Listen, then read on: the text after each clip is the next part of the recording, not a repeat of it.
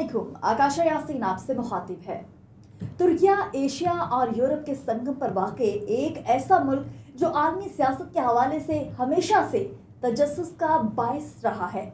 इस मुल्क की सियासत और माशरत का हर गोशा एक नया राज छुपाए हुए है।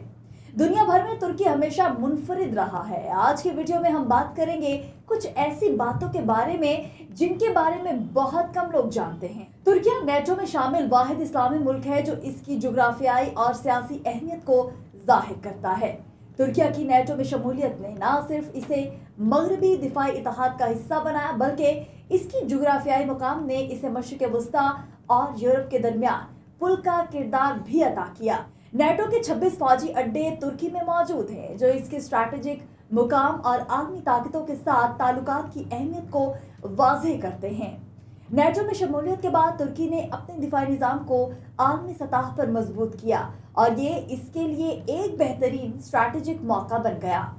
तुर्की की ये पोजीशन इसके अंदरूनी मामलात से लेकर आलमी जंगी सियासत तक अहमियत रखती है।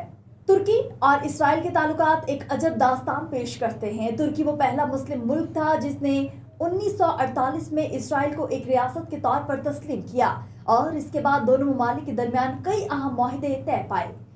उर्दवान के दौरे हुकूमत में दोनों मुल्कों के दरमियान 60 से ज्यादा मुआहदे हुए। तुर्की में कुनिया और अजमीर में इसराइल के 2 फौजी अड्डे हैं। 2022 में दोनों ममालिक के दरमियान 9 अरब डॉलर की तिजारत हुई। इसराइली सयाहों की बड़ी तादाद हर साल तुर्की का दौरा करती है। तकरीबन 5 लाख इसराइली सयाह तुर्की आते हैं और तुर्की ने इसराइली सयाहों के लिए बगैर वीज़ा दाखिले की इजाज़त दे रखी है। इसके अलावा तुर्की में दुनिया की दूसरी सबसे बड़ी इसराइली असलहा साज फैक्ट्री भी मौजूद है।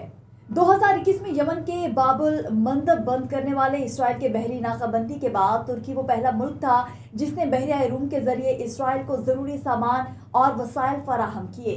रजब तैयब उर्दवान वाहिद मुस्लिम रहनुमा है जिन्हें अमेरिका में सिहोनी लॉबी की जानिब से यहूदी बहादुरी का तमगा भी दिया गया। उर्दवान ने इसराइल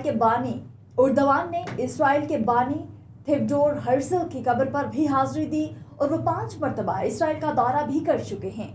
तुर्की की आलमी सियासत में अहमियत, इसके इसराइल के साथ ताल्लुकात, समाजी कवानीन इसकी एक मुनफरिद मुकाम देते हैं। इन सब के बावजूद तुर्की अपने दाखिली और खारजी ताल्लुकात में अहमियत रखता है और आलमी सतह पर इसकी किरदार मुसलसल बढ़ रहा है। तुर्की की सियासत और आलमी ताल्लुकात एक दिलचस्प दास्तान पेश करते हैं जिसमें कई पहलू हैं जो हमेशा तजस्सुस का बाइस बनते हैं। आपको ये वीडियो कैसी लगी कमेंट सेक्शन में बताना बिल्कुल भी मत भूलिएगा। दीजिए आकाशा यासीन को इजाजत। खुदा हाफिज।